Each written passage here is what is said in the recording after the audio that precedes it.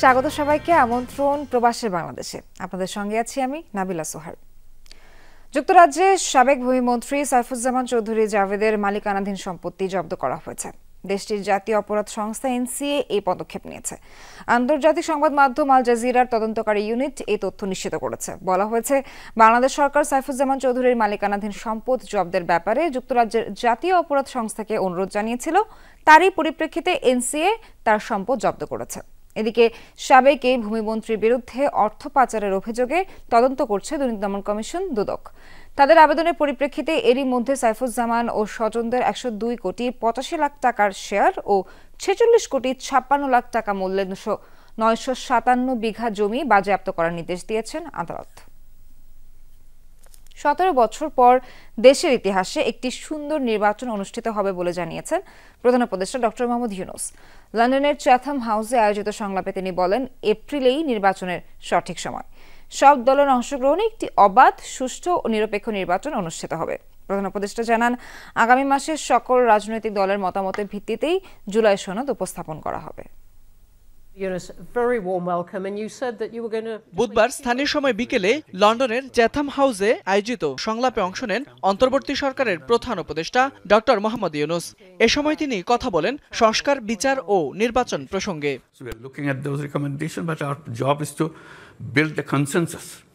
এপ্রিলেই নির্বাচনের সঠিক সময় বলে জানান প্রধান উপদেষ্টা। সাধারণ মানুষের আশা অনুযায়ী সুন্দর নির্বাচন অনুষ্ঠানে প্রতিশ্রুতি দেন তিনি। Well, I keep saying that we will have the most beautiful election we ever had in our history. And the time is right. People are ready. When you have an election after many, many years, after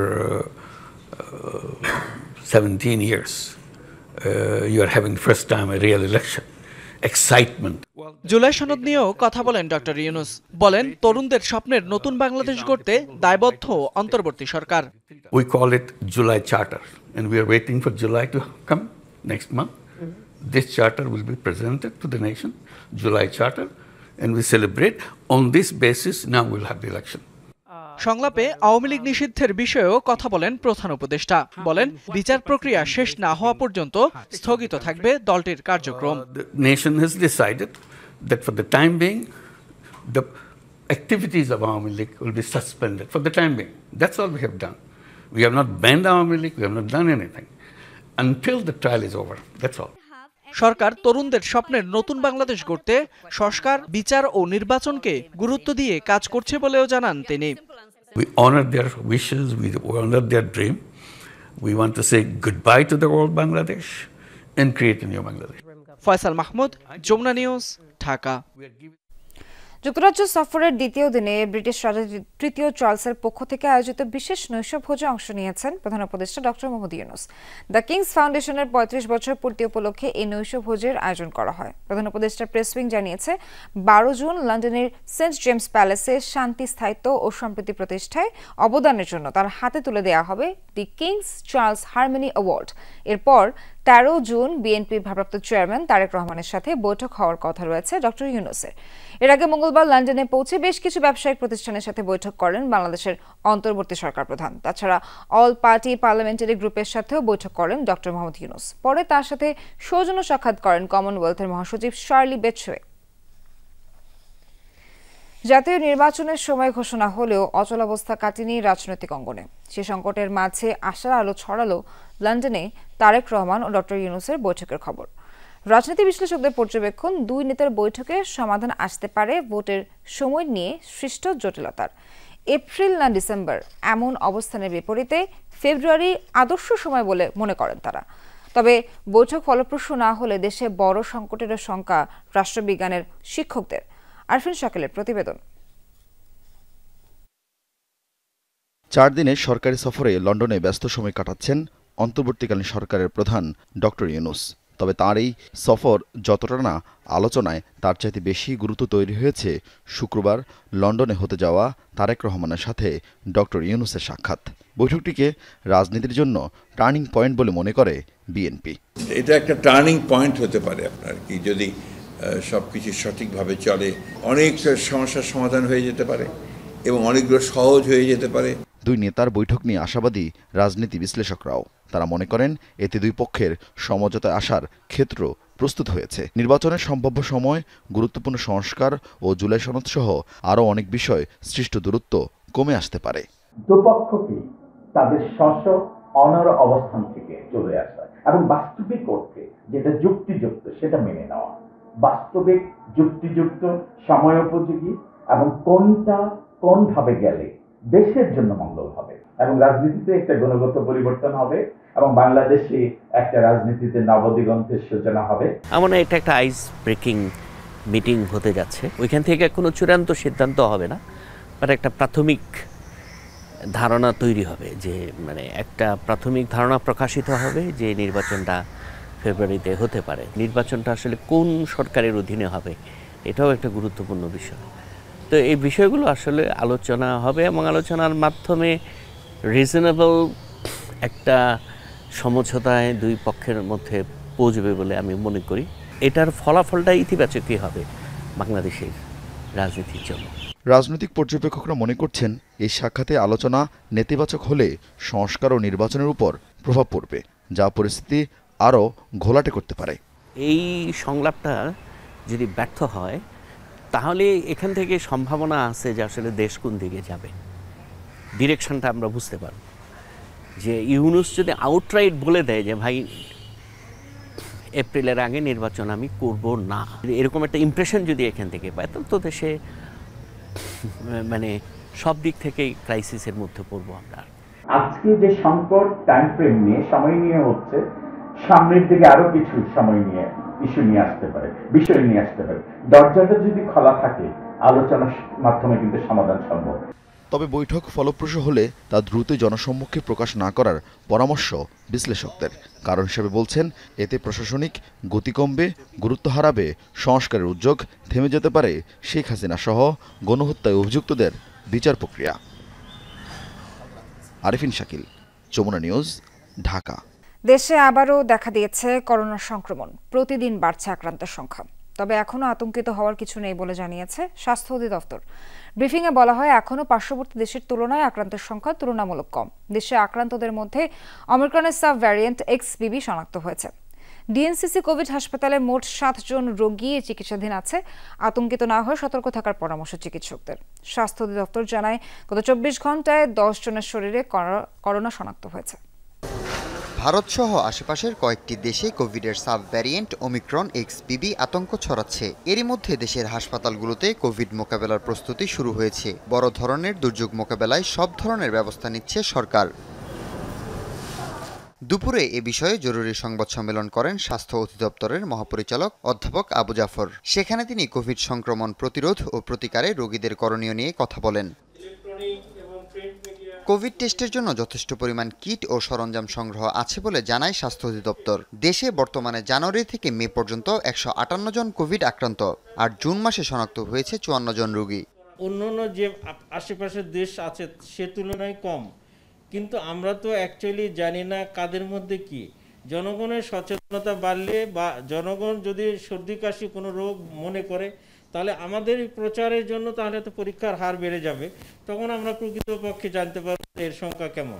Mohakhali DNCC Covid হাসপাতালে মোট 7 জন রোগী চিকিৎসাধীন আছেন। ভবিষ্যতে জানি ছড়িয়ে না পড়ে সেজন্য সতর্কতার পাশাপাশি মোকাবেলার প্রস্তুতির কথা জানান হাসপাতালের পরিচালক। আমরা যেহেতু জিনোম সিকোয়েন্স এখনো করিনি, নতুন এসেছে, আমরা শিওরলি বলতে পারবো না এটা আসলে কোন ভেরিয়েন্ট। তবে আমার মনে হয় পাবলিককে এখনও আতঙ্কিত হওয়ার মতো কিছু ঘটেনি। এখন পর্যন্ত আমাদের মনে হচ্ছে যে এই ভেরিয়েন্টটা হয়তো অতটা লিথাল বা ফেটাল না, কিন্তু ভবিষ্যতে যে হবে না উই ক্যানট টেল দ্যাট। কারণ আপনারা জানেন যে কোনো ভাইরাসই কিন্তু তাদের জিনোম চেঞ্জ করতে পারে, এরা কন্টিনিউয়াসলি দে চেঞ্জেস দেয়ার ভেরিয়েন্ট। আতঙ্কিত না হয়ে করোনা মোকাবেলায় মাস্ক ব্যবহার সহ সবাইকে স্বাস্থ্যবিধি মেনে চলার পরামর্শ দিয়েছেন স্বাস্থ্য অধিদপ্তরের মহাপরিচালক। করোনার পর্যায়ে কিন্তু অত ভয়াবহ নয়, কিন্তু আমাদের দায়িত্ব সবাইকে সচেতন করা। যেখানে সমাবেশ বেশি হবে, গ্যাদারিং কারোর জন্য ভালো না। হাসিবুল করিম বিজয়, যমুনা নিউজ, ঢাকা। কুয়েতে প্রবাসী সংগঠনের উদ্যোগে ঈদ পুনর্মিলনী ও সাংস্কৃতিক সন্ধ্যা অনুষ্ঠিত হয়েছে। রোববার কুয়েত সিটির রক রেস্তোরাঁ এই আয়োজন করে ফেনী ডেভেলপমেন্ট কমিটির নেতাকর্মীরা। অনুষ্ঠানে সভাপতিত্ব করেন সংগঠনের সভাপতি ফারুক আনন্দ। যৌথভাবে অনুষ্ঠান সঞ্চালনা করেন নূরে আলম ও সাজ্জাদ হোসেন। প্রধান অতিথি ছিলেন সংগঠনের উপদেষ্টা নাসির উদ্দিন খোকন। বিশেষ অতিথি ছিলেন আবুল বাশার, মোশাররফ হোসেন ও হুমায়ুন কবির আলী। অনুষ্ঠানে ফেনী জেলার উন্নয়ন এবং প্রবাসী বাংলাদেশিদের ভূমিকা নিয়ে আলোচনা করা হয়। এছাড়াও সাংস্কৃতিক অনুষ্ঠানে নাচ ও গান পরিবেশন করেন দেশটিতে বসবাসকারী প্রবাসী শিল্পীরা। ফেনীতে প্রবাসীদের পুনর্মিলনী অনুষ্ঠান আয়োজিত হয়েছে। এসএসসি 95 ব্যাচের প্রবাসী ও স্থানীয়দের যৌথ উদ্যোগে এই অনুষ্ঠান আয়োজিত হয়। মঙ্গলবার ফেনীতে বিশ্বের বিভিন্ন দেশে বসবাসকারী প্রবাসীরা একত্রিত হয়। ফেনী গ্র্যান্ড সুলতান কনভেনশন হলে আয়োজিত হয় অনুষ্ঠান। যোগ দেন বাংলাদেশে বসবাসকারী এসএসসি 95 ব্যাচের শিক্ষার্থীরাও। 30 বছর পর একত্রিত হয়ে স্মৃতিচারণ করেন স্কুল জীবনের দিনগুলো। একই সাথে অংশ নেন তাদের পরিবারের সদস্যরাও। নাচ, গান আর আড্ডায় মাতেন তারা। উপস্থিত প্রবাসীরা জানান, এই পুনর্মিলনের মাধ্যমে আরও দৃঢ় হবে তাদের পারস্পরিক সম্পর্ক। একই সাথে পরবর্তীতে আরও বড় পরিসরে অনুষ্ঠান আয়োজনের ইচ্ছা প্রকাশ করেন তারা। লেবাননে শাহজালাল প্রবাসী সংগঠনের 14তম প্রতিষ্ঠা বার্ষিকী ও ঈদ পুনর্মিলনী অনুষ্ঠিত হয়েছে। রবিবার আল কোলার রেস্ট প্যালেসে আয়োজিত হয় এই অনুষ্ঠানে সভাপতিত্ব করেন সংগঠনটির সভাপতি আব্দুল মান্নান, সঞ্চালনা করেন সহসভাপতি আব্দুল হান্নান। প্রধান অতিথি ছিলেন বাংলাদেশ দূতাবাসের প্রথম সচিব ও দূতালয় প্রধান মোহাম্মদ আনোয়ার হোসেন। বিশেষ অতিথি ছিলেন খসরু আলম, জিয়াউল হক, আজাদ মিয়া, বাহারাম খান ও মুকাদির মিয়া। এছাড়াও সংগঠনটির শাখা কমিটির নেতৃবৃন্দ সহ বিভিন্ন সামাজিক সংগঠনের নেতারা উপস্থিত ছিলেন অনুষ্ঠানে।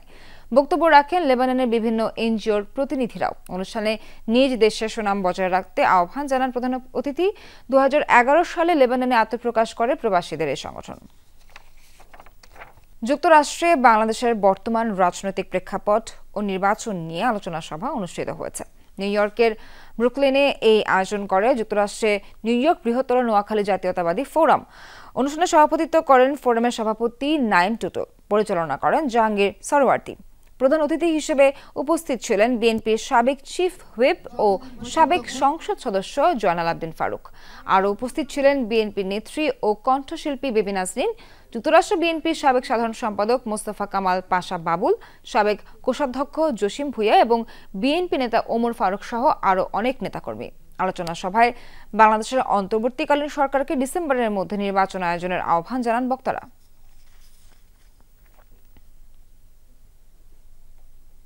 যমুনা গ্রুপ ও বিজিএমই এর পরিচালক সুমাইয়া ইসলাম রোজালিন ও এবিবিএফ সভাপতি আব্দুল খান রতনের 100 জন সাক্ষাৎ অনুষ্ঠিত হয়েছে। বুধবারে সিডনিতে এই সাক্ষাৎকারটির আয়োজন করা হয়। এ সময় অস্ট্রেলিয়া ও বাংলাদেশের বাণিজ্যিক সম্পর্ক, রপ্তানির সম্ভাবনা এবং প্রযুক্তিগত সহযোগিতার ইস্যু গুরুত্ব পায়। জানানো হয়, আগামী অক্টোবরে 2 দিনের অস্ট্রেলিয়া বাংলাদেশ বিজনেস এক্সপো অনুষ্ঠিত হবে। এছাড়াও এবিবিএফ সভাপতি বলেন, এক্সপোতে প্রায় 4000 দর্শনার্থী অংশগ্রহণ করবে। 100টিরও বেশি প্রদর্শনী স্টল থাকবে। অংশগ্রহণ করবে উভয় দেশের 30টিরও বেশি চেম্বার অফ কমার্স ও ব্যবসায়িক সংগঠন। যমুনা গ্রুপের পরিচালক সুমাইয়া ইসলাম রোজালিন বলেন, এর মাধ্যমে অস্ট্রেলিয়া ও বাংলাদেশের মধ্যে বাণিজ্যিক সম্পর্ক আরও সুদৃঢ় হবে। এছাড়াও যমুনা গ্রুপের পক্ষ থেকে সার্বিক সহযোগিতা করার আশ্বাস দেন তিনি।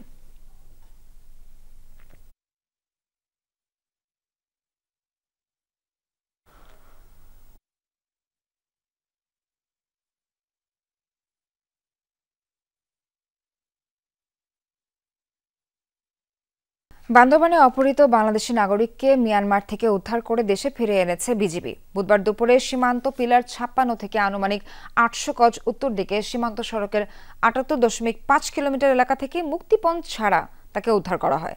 পরে স্থানীয় ইউপি চেয়ারম্যানের মাধ্যমে উদ্ধারকৃত দুলালকে তার পরিবারের কাছে হস্তান্তর করা হয়। গত 3 জন আলীকদমে নয়াপাড়াস্থ বাগানপাড়া গ্রামের দুলালকে সীমান্ত পিলার 54 থেকে 55 এর মধ্যবর্তী এলাকা দিয়ে মিয়ানমারে নিয়ে আটকে রাখে সে দেশেরই কয়েকজন নাগরিক।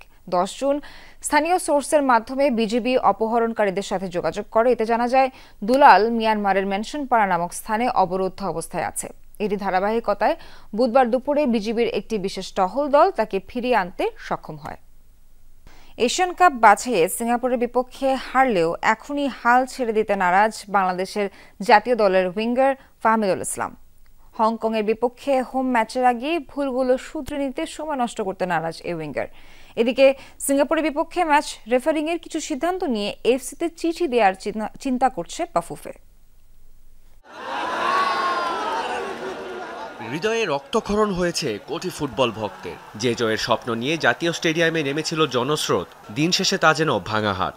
তবে সিঙ্গাপুরের বিপক্ষে ম্যাচ হারলেও সব শেষ হয়ে যায়নি। হামজা, সমিত, ফাহমিদুলদের আগমনে আরও একবার গর্জে উঠেছে বাংলাদেশ, গর্জে উঠেছে ফুটবল। ম্যাচের পরদিন হোটেলে দেখা মিলে ফাহমিদুল ইসলামের। তার কণ্ঠেই যেন মিলল লাল সবুজ দলটার মনের কথা।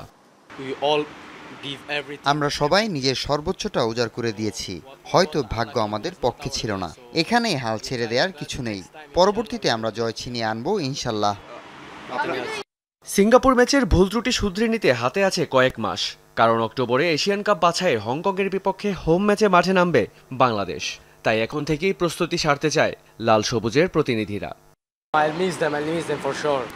দলের সবাই খুব আন্তরিক। প্রথমবারের মতো হামজা, সুমিত ভাইয়ের সাথে খেলা দেখতে পারা দারুণ অভিজ্ঞতা।